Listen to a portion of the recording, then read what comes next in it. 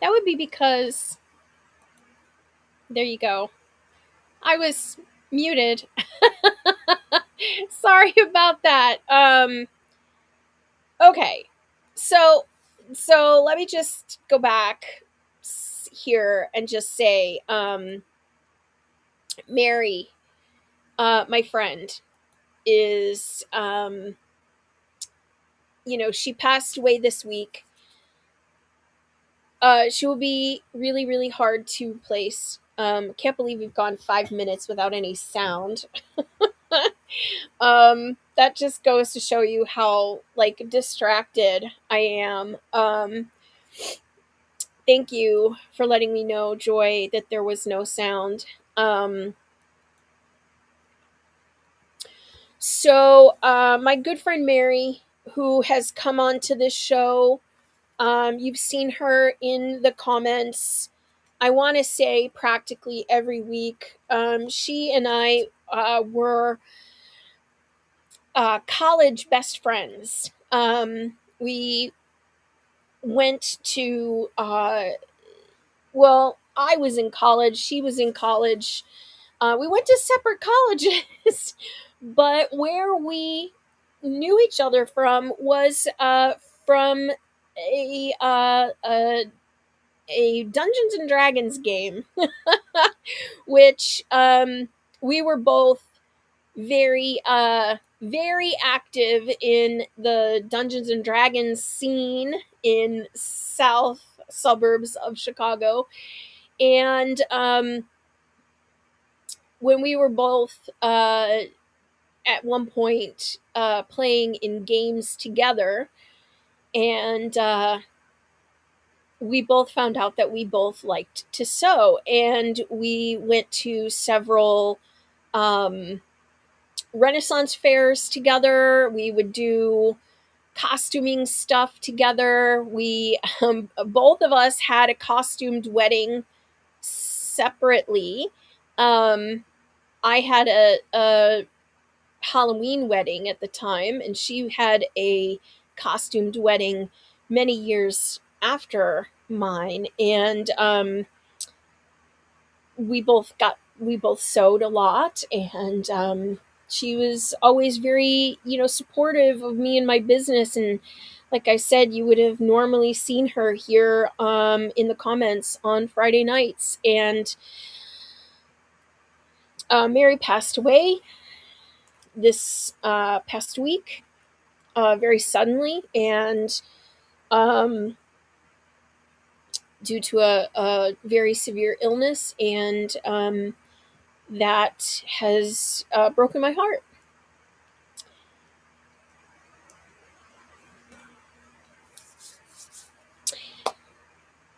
But that's why I'm dedicating this show tonight to her.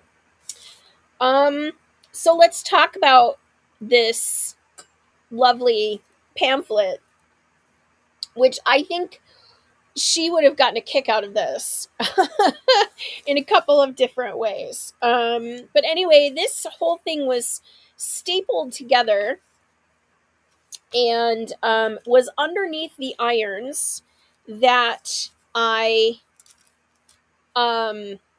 I bought. So I took the iron, and underneath the iron was this paperwork, and I thought they went together. This is not the iron that I bought, but this iron is one that I have been looking for. So it's really interesting about this this pamphlet. So I really these things were stapled together. I think it's just really interesting. Joy, thank you so much. I do appreciate that. Um, Mary is good people. And yeah, so this, she would have thought this was hilarious.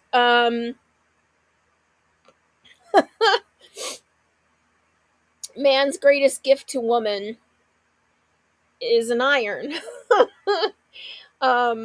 This rather hideous iron. Look at all the women trying to reach for it, which is hilarious. So they call this the Multum in Parvo self-heating sad iron.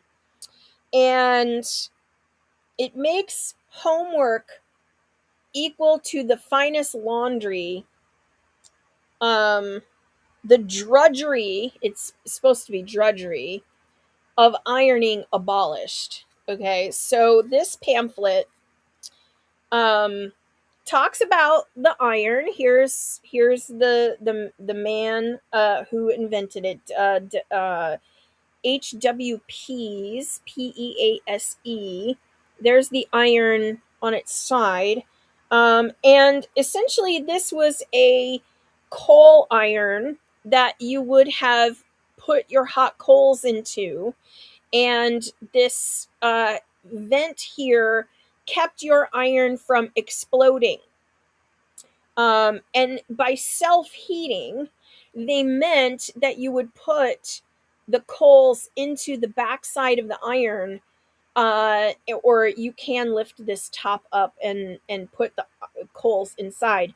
But what that would do is it would heat the bottom, and didn't require you to preheat the iron in any way. You would just heat, like normally a sad iron, okay, a sad iron would sit on your potbelly stove or wherever, and you would throw that iron, the stuff, you'd throw your coals in here. Well, that heated your iron.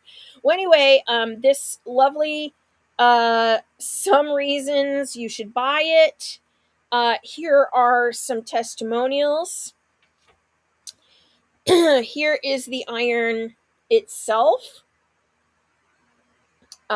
equal to the finest laundry, done in the comfort of your home. Okay, so it smooths, it polishes, it presses, and it even flutes for ruffles. Okay, so this iron was quite the device at the time. So it's pretty interesting. Now, I do not own a version of this iron, but I own one really similar to it. So this was really cool. I thought this was just as cool as getting the iron that I did get. And I also felt like, again, this iron being very specific, it just has a lot of history to it. But then it came with this other stuff, and I find that this stuff is just as interesting as the other stuff. And essentially, what this is a sales, sort of like a sales plea to you. If you take 5 minutes to read this circular letter through, if you then decide to engage with us, it will be the best 5 minutes work you ever did in your life. You'll think that's a pretty strong statement, right? You are, but we mean it, every word of it, and we'll prove it to you too inside of 5 minutes. So if you go on to read all of this, is basically become a salesman for HSPs. Oh, I thought it was HW, but now it's HSPs, and he is the maker of the iron, and he wants you to be an iron salesman, a door-to-door iron salesman. It's very funny because if you read the the bold letters, right? Because that's what is. There is no humbug about us, as you will find by inquiring. We court your investigation. We offer you the best seller in the market, bar none. Our iron comes as near to selling itself as anything you ever saw.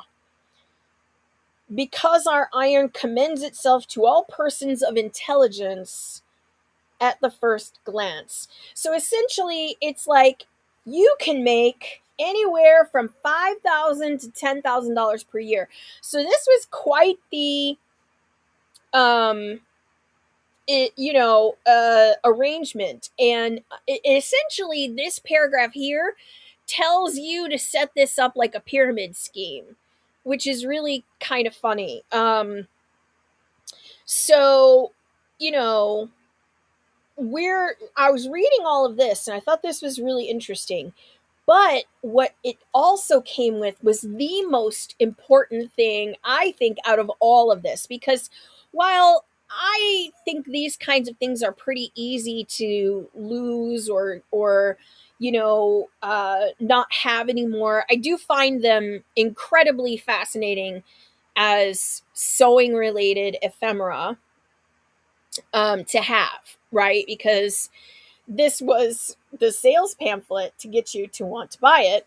And here's the sales pamphlet for them to want to get you to sell it. But even better than that is this onion skin typed contract. And this tells you this agreement made and entered into this blank day of 1899 between the Pease Manufacturing Company of Cincinnati, Ohio, and you of wherever you are from this state of wherever you are.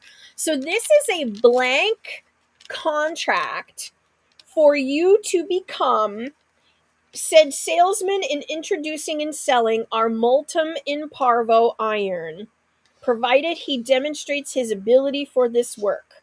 The Pease Manufacturing Company agrees to employ said salesman in that capacity for the period of 1 year. And you would get $75 a month for the first 6 months and $100 a month for the second 6 months. And it was basically this whole very cool but unexecuted agreement. And this, my friends, was laying in underneath this iron in the antique store. And I said, does this doesn't go with this, because I knew that this iron was not the one I was buying. And she said, we'll just throw it in. We're closing. We're shutting down. So if you want it, you can have it. And you guys, I think this is so first of all, the hilarity that man's greatest gift to woman is a clothing iron. Okay? Like, man's greatest gift to woman. Oh, yeah. So, so silly. So ridiculous. So, anyway, that, my friends, is my little pickup from this week in antiquing.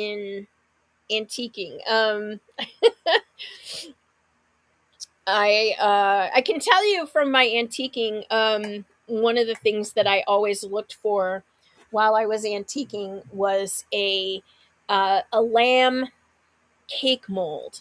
Now, if you knew my friend Mary at all, one of the things that I dearly loved about Mary and her family were that she would basically her mother was an amazing cook, and she was also an amazing cook. And her mother and her whole family would make Easter cakes for Easter. And most people would get they had cake molds that were egg shaped, and they were small. They were like almost like maybe like a cupcake size. I mean, they weren't cupcakes, they were just little eggs. They were, like little dome like half of an egg size, but they were large. I mean, they were about that big. So I remember that she asked me to come over and help with the cakes, because this is a thing that all of the Przinski daughters came together, and they made these cakes. And if your family was, so like each of us individually, we got little Easter cakes, and all the piping and the decorating and all of that, right? So that's what I went over to help with, was the piping and the decorating and all of the Easter cakes. But the thing that Mary, if your family was big enough, okay, because not everybody could get a lamb, some families got a lamb cake. And of course, you're thinking of, these are the traditional lamb that's sort of laying down with its head up and sort of turned to the side. And then, of course, you would decorate it with like the little piping tips so that it looked fluffy. And if you ever want a riotous, fun time, just look up Easter lamb cake in Google, and look up Easter lamb cake fail. And just look at the poorly decorated lamb cakes. And our lamb cakes did not turn out like that, but it didn't mean that we didn't always look at those and think that ours were better. But anyway, this long story short, Mary's mother had a cast iron lamb cake mold. And when Mary's mother was alive, it was hers. And Mary always would tell me, "Oh, if you ever see a cast iron lamb cake mold, let me know." Well, over the years, all the years that I've been in antique stores, I never could find a cast iron one. I could only ever find uh, the aluminum kinds. And I'd take a picture and I'd send it to her, via text, and I'd say, "Is this it?" And she would say, "No, that's not it." And this happened for many years, and then her mother passed. And I remember finding my very first cast iron lamb cake mold, after her mother passed. And I said, "I found it. I finally found it." And she was like, "I don't need one anymore." And that doesn't mean that I still don't look for them when I go antiquing. And I always try to find a cast iron lamb cake mold. And that lamb cake, that cake mix, or it wasn't a mix, it was a homemade cake, was spectacular. It was nutmeggy spice cake. It was so good, and I can still remember just how good it tasted. And that family recipe is one of those things that made Mary pretty special. So we have new fabric. We have new fabric. I do want to show you some of the fun. These are fun, okay? And it's funny in a way, because I want to say that the lamb Easter cake idea is a little bit part of what makes me laugh about what we've brought in here. So, but we have quite a few new things. And one of these is this really adorable panel. It's a cheater cloth, and it is available right now from our website. And what I really love about this particular panel is that these are so easily cut and pieced together in with other blocks. So these are 6, I think they are 6 inches high. Yes. And that means that the block itself is 5.5 inch finished. You can Of course, just quilt it as it is, or you can, you know, alternate and piece this together with some, with some white. That would be really lovely.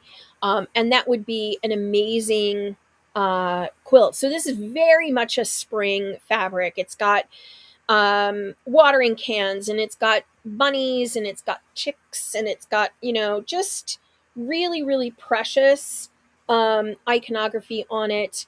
I love the writing on the text that's on here as well. I find that very, very precious. This is a new fabric from Riley Blake, and it is by my friend Cherry Goodry of Cherry Blossom Studios. Cherry used to design for Benartex and now designs for Riley Blake. This cheater panel is from Awakening, and I think it's very, very, very precious for your doing any kind of your like if you wanted to do these as mug rugs, that's a great idea for this. A very simple table runner, also great. Jacket pattern, those of you who are like, I'm waiting for the right cheater cloth to come along for a jacket, this is another one. These little Dresdens, they're small, they're going to be approximately 6 inches, and you can cut around them and applique them down. So if you don't want to, you want the easy part done for you, you can just applique these onto other backgrounds. So lots of possibilities here with this lovely cheater cloth, and we're seeing a lot more cheater coming in lately. Lots of cheater being offered out there. So take a look at this one if you get a chance. It's really, really lovely. And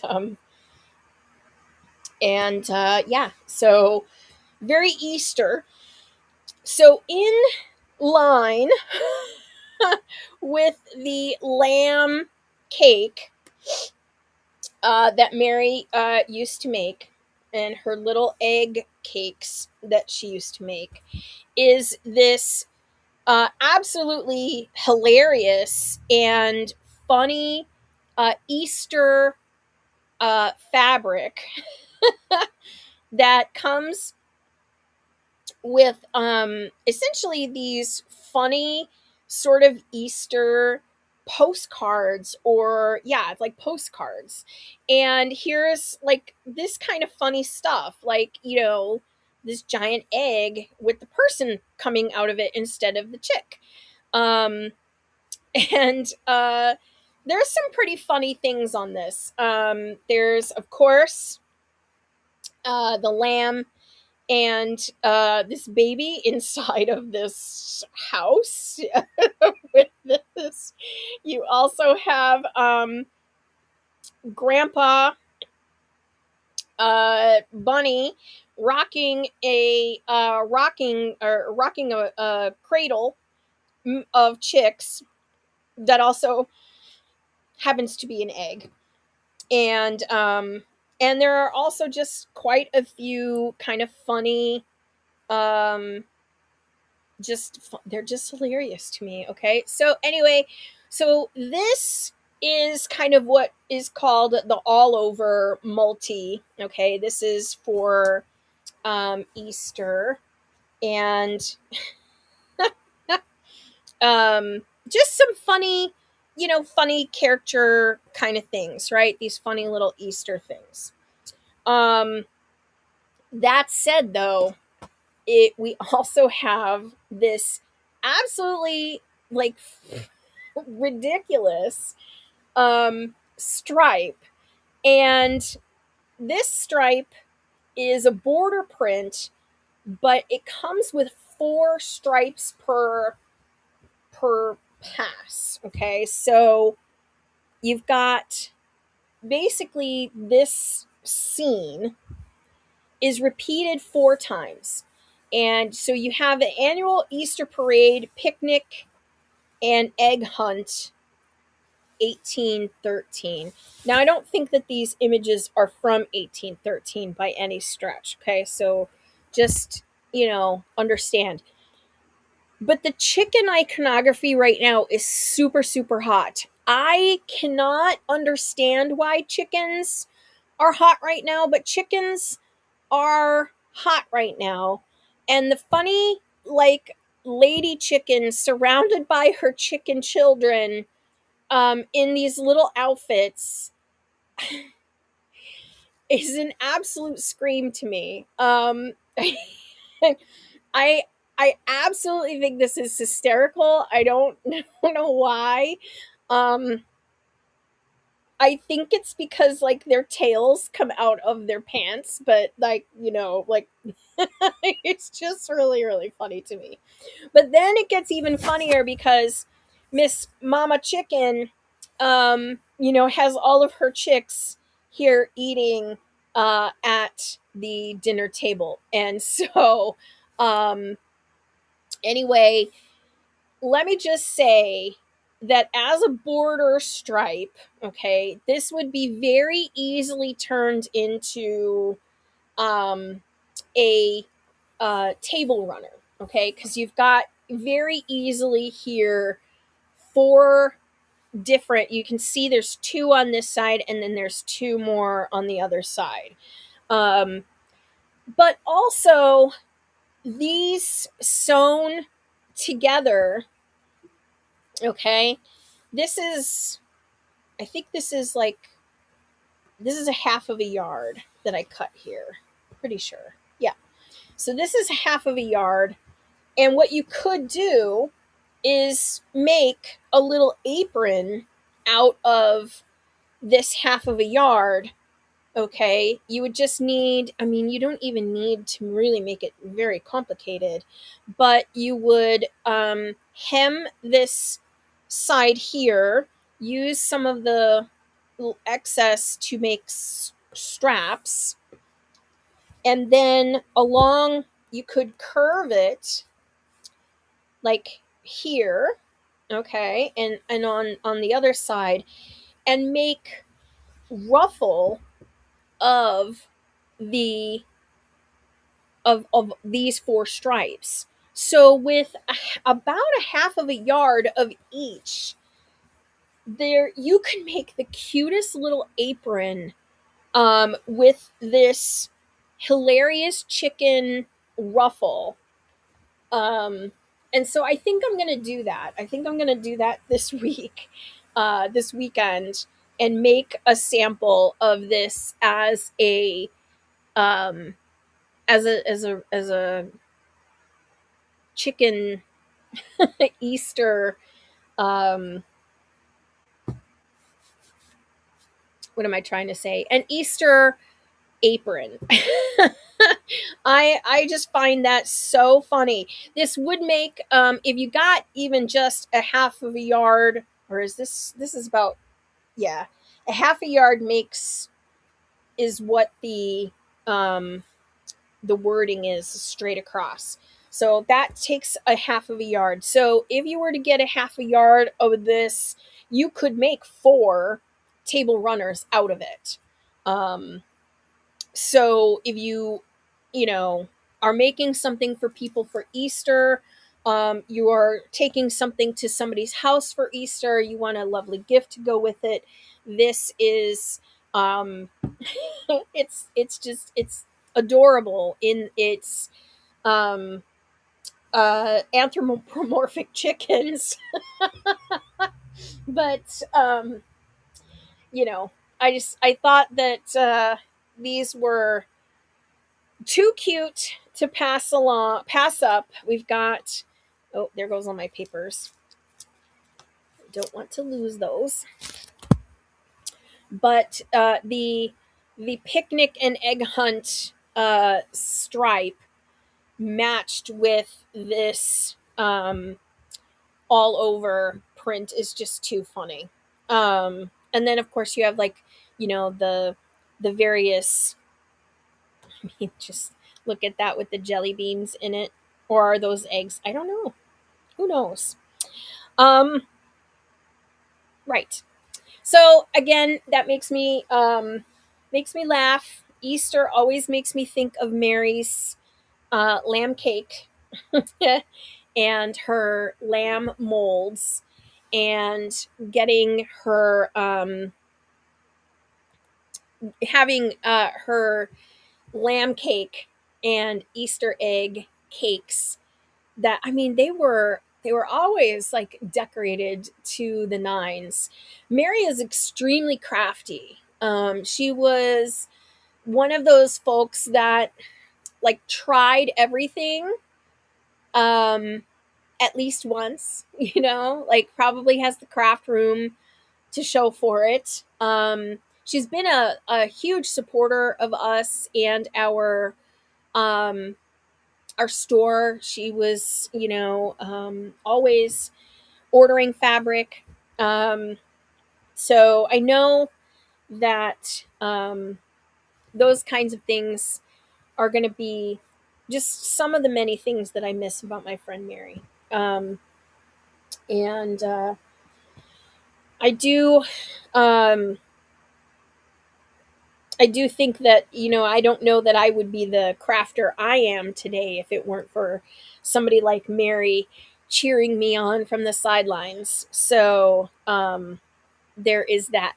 So these are the new fabrics that came in. Very spring. We've got lots of spring stuff happening here. Lots of things that, in spring, you don't think like this time as spring. Usually we start getting the spring stuff around Christmas, but for whatever reason, we don't get it at Christmas time. We get it now, and it's like this is the only season in the fabric world where we get it on a shorter schedule. We really should be getting these things back in October, but usually in October you're not thinking about spring. So, you know, but anyway, we've got lots of spring things happening. I know the fabrics that we showed last week, um these ones here with the little birds and the feathers and this sort of like bright green. This is a very spring color, very very much a spring colorway grouping here. You just never know, these lovely birds. This is a great little bundle too. So this one here is called What the Birds Said. That's going to be on our website already. We showed that last week. And all of these were part of the things I was going to show you last week but didn't. So there is that. And now I do have another thing here, and that is, I'm going the wrong way. I'm rolling my chair the wrong way here. But I made today, out of a fabric that we had showed off last week, but I made it's like a top. I would say it's more like a tunic. And trying to get out of the way here so that you can see it. But I have it on this mannequin back here. It's like kind of hard to see. But it is made with the Anna Maria Obsessed panel. Now this panel, again, they recommend you take these giant butterflies and turn them into blocks. Turn that into the quilt. Blah, blah, blah, blah, blah. But me, I looked at that and I saw, I don't know why, I was like, I can make a top out of that. So, and so that's what I did. This is the selvage, which of course I think you could wear. It's a lovely little accent here with, I love the pretty selvages they're putting on things, right? So we've got that. The belt here is made out of uh, the the the stripe on the side of the actual panel itself. So if you want to look for this one, this is in our website. It is under Overdressed. It is a panel by Anna Maria Textiles, and it is called Overdressed, and it is very much butterfly themed. So butterflies are hot right now. Moths are hot right now. Um, as a matter of fact, my top has butterflies in it. You can see there's one. It's upside down. Um, anyway, but you get this, and initially, okay, this sort of, it's like a mustard gold. It's kind of a 70s gold or a 60s gold. It's not a it's not a it's not a mustard yellow, okay? It's more of a mustard gold, and I kind of like it. I think this would pair very well with some like black leggings, and you are good to go. If you wanted to, you could, because I just made it into like a T shaped tunic. Okay, super super simple. I just hemmed the neckline, and it's a straight across, kind of like a boat neck. Or what do they call that? It's not a boat neck. I can't remember the name of the style, but I will remember it. But that straight across, it's basically just like almost like a toga style. Okay, you could just um, tack it here and have the sleeves more fluttery, more of a flutter sleeve. That would be really pretty too. But so this is, I believe, a yard and a half of fabric. Um, so is it a yard and a half? It's 2 yards. 2 yards of fabric. One for the front, one for the back. It is, I won't say that it is width of fabric because I cut the two ends off of the belt, cut the two ends off and made the belt out of that. So that's the project that I made out of the overdressed, not obsessed. I am obsessed. But it is called Overdressed, and it is by Anna Maria Textiles. And so that particular panel, again, you can make it as a table runner. You can do the butterflies as individual blocks. You can do a lot with that panel, but you can also wear it.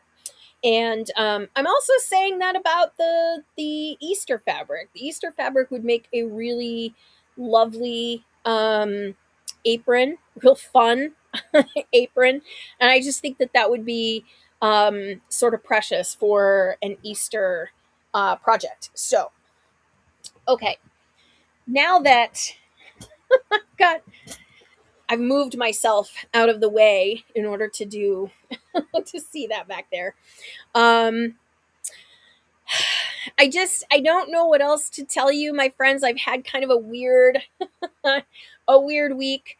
We closed the store on Wednesdays so that I could drive to um, see Mary, and unfortunately she passed before I got there. But that's a very Mary thing, right? Is she wanted me to not um, remember her, that way. She wanted me to remember her, the last time I saw her. So that is pretty cool. And like I said, she was a maker. She was a wonderful mother. I think if thought of anything of Mary, she was a fierce, fierce mother. And I know she was also a wonderful wife. and I know I'm going to miss her. So that's what I have, my friends. I'm going to go. I have all this wonderful fabric for you to come and check out. Please check out the website, www.muppin.com, or shop.muppin.com for the store. Don't forget, man's greatest gift to woman is the iron. And, you know, one of the things I can tell you is that you should tell your friends that you love them, say it often, and I know that we did.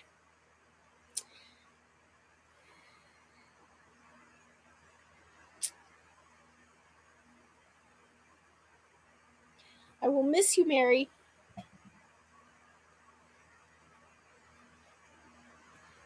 Take care of yourselves, everybody. Please get some sewing done. If you can, sew something green.